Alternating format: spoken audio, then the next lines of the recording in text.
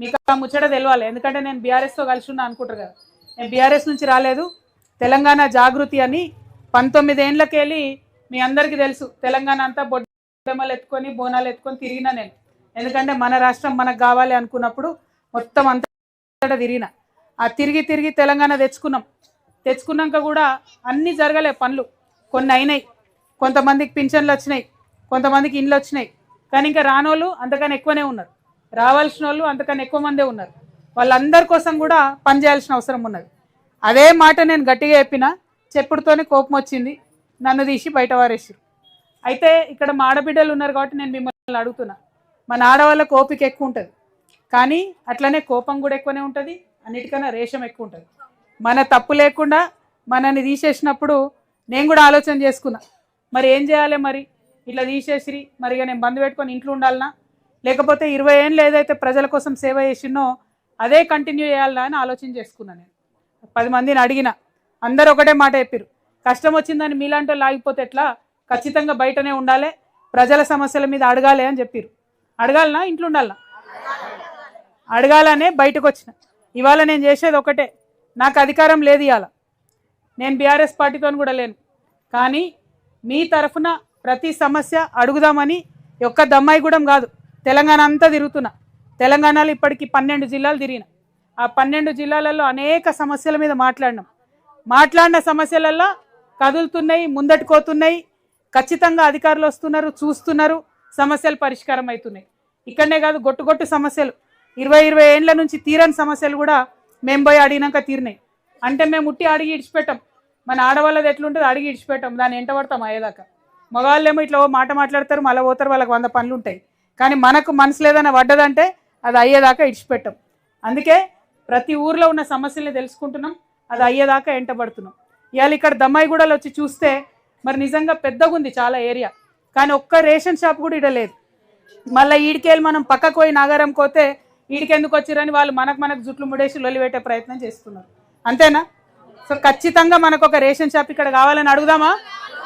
Ration shop కావాలి. 1.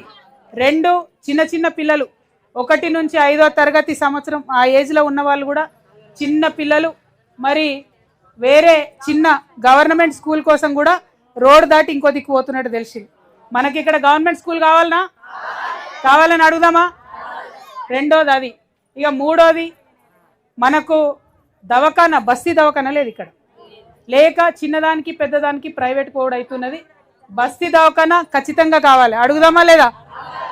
కావాలనా? చేతులు ఎత్తురు, ఎంతమందికి కావాలి? అందరికి కావాలన్నా బస్తీ దవాఖానా? పక్కా అడుగుడే. ఇక ఇంకొక ముఖ్యమైన విషయం, కరెంటు ట్రాన్స్ఫార్మర్ పోతుంది మన మధ్యలోకి వెళ్ళి, కొన్ని ఇళ్లకు షాక్ కొట్టినట్టు అవుతుంది అంటున్నారు. మరి అది సరి చేయాలని అడుగుదామా వద్దా? అదేవిధంగా మరి చాలా మందికి ఆ రేవంత్ రెడ్డి అంతకుముందు ఇక్కడ ఎంపీగా ఉన్నారు, వారు ఇప్పుడు ముఖ్యమంత్రి ఉన్నాడు, మస్తు మాటలు చెప్పిపోయింది. వచ్చి దమ్మాయి కూడా నాలా చూసి, ఇగో ఈ నాలాల పందులు వరలకుండా వేస్తా, సాఫ్ చేస్తా, అద్దం లెక్క వేస్తా అని కొబ్బరికాయ కూడా కొట్టిపోయింది. ఎన్ని అబద్ధాలు చూడు, మొదలు లేదు మోక్షం లేదు, కొబ్బరికాయ కొట్టిపోయింది అట. ఎంత అన్యాయం ఇది.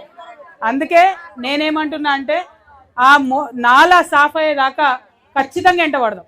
ఎందుకంటే ఆరోగ్యం పాడైతుంది, ఇండ్లు పాడైతున్నాయి, భూమి పాడైతుంది, దోమలు, మంచినీళ్ళు లేని పరిస్థితి చాలా భయంకరంగా ఉంది. 6 గంటలు దాటితే అన్నం తినాలంటే దర్వాజాలు పెట్టుకోవాల్సిందేనటగా, అట్లే ఉందా పరిస్థితి.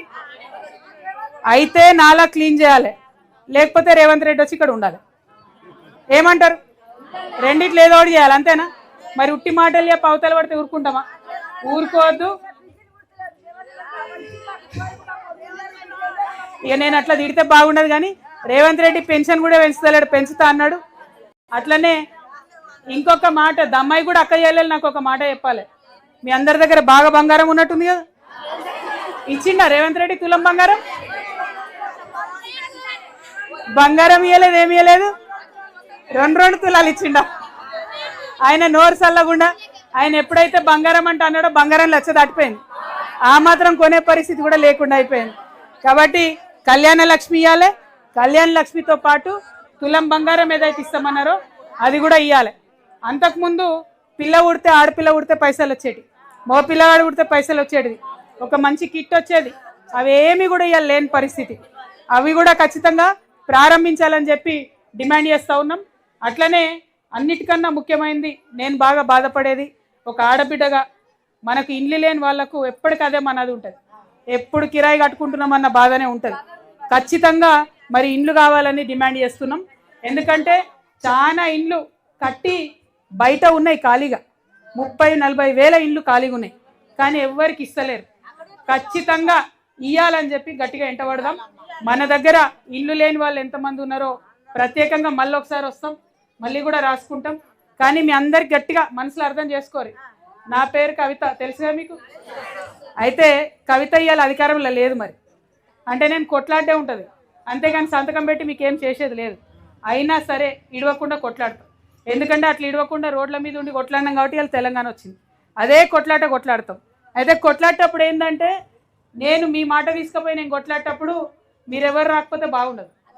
ఎక్కడికైనా అవసరం ఉన్నప్పుడు, అవసరం అనుకున్నప్పుడు మరి జాగృతలు పిలుస్తారంటే రావాలి. మీరు రాకపోతే నాకైతే బలం ఉండదు. మరి అది వాదా పక్కనేనా మనం మోరి సాఫ్ చేసుకుండేనా, రేషన్ షాప్ తెచ్చుకుండేనా, హాస్పిటల్ తెచ్చుకుండేనా, స్కూల్ తెచ్చుకుండేనా, ట్రాన్స్ఫార్మర్ తీసేసుకుండేనా, పక్క ముచ్చట్నా? వెనక అన్నదమ్ములు ఉన్నారు, వాళ్ళ మీద నాకు నమ్మకం లేదు. ఓకేనా? ఇక్కడ యూత్ ఉన్నారా దమ్మాయి కూడా? ఒకసారి ఓ అనుండ్రి. గంతేనా మీరు? ఓకే ఆగురి, మా ఆడబిడ్డలు ఒకసారి ఓ అనుండ్రి. అట్లా అందుకే మీ యూత్ మీద నమ్మకం లేదంటున్నా నేను. మా ఆడబిడ్డలే కరెక్ట్, మాకు వాళ్ళైతేనే కరెక్ట్ ఉంటారు. సో వాళ్ళ శక్తితో సాధించుకుంటాం. యువ మిత్రులు ఇక్కడున్న యూత్ని కూడా నేను రిక్వెస్ట్ చేస్తున్నా, కార్పొరేటర్లు వస్తారు, ఎమ్మెల్యేలు వస్తారు, వాళ్ళందరూ మాట ఇచ్చి ఉంటారు మనకు, వాళ్ళందరూ మన ఓట్లు వేసుకొని ఉంటారు. వాళ్ళు ఖచ్చితంగా అడగాలి. మా అక్క చెల్లెలు చూడరు, భయం లేకుండా అడుగుతారు, ఏం సార్ ఇల్లు ఇస్తానో వేడవైనా అంటారు, మీరేమో వెనకెనక తిరుగుతారు. అట్లా కాదు, మనకి ఇచ్చిన మాట నెరవేర్చేంత వరకు కూడా ఖచ్చితంగా రాజకీయ నాయకుల్ని ఎంటబడాలి. ఏ పార్టీ అన్నది లేదు, ఓటు వేసినాం కదా, వేసినాక ఎన్నికైన వాళ్ళు పని చేయాలి. పని చేయకపోతే దయచేసి యువమిత్రులు ఊరుకోవద్దని కూడా మీకు తెలియజేస్తూ, మా అక్క చెల్లెళ్ళందరికీ మళ్ళీ ఒకసారి ఇంత ఎండల మీరు కూర్చొని వెయిట్ చేసినందుకు ధన్యవాదాలు. ఎన్ని జిల్లాల్లో తిరుగుతున్నాం, ఏడికి పోతే అక్కడ సమస్యలు పరిష్కారం అవుతున్నాయి. ఇక్కడ లోకల్ కూడా మా వెంకన్న, రామిడి వెంకటరెడ్డి అన్న, గణేష్ అన్న, భవానక్క, వీళ్ళంతా ఇదే ఏరియాలో ఉండేటోళ్ళు. వీళ్ళందరూ ఏం చేస్తారు, నేను ఇక్కడికి వచ్చినా పోయినా మళ్ళీ అక్క ఎప్పుడు కనబడుతుంది అనుకోకూరు మీరు.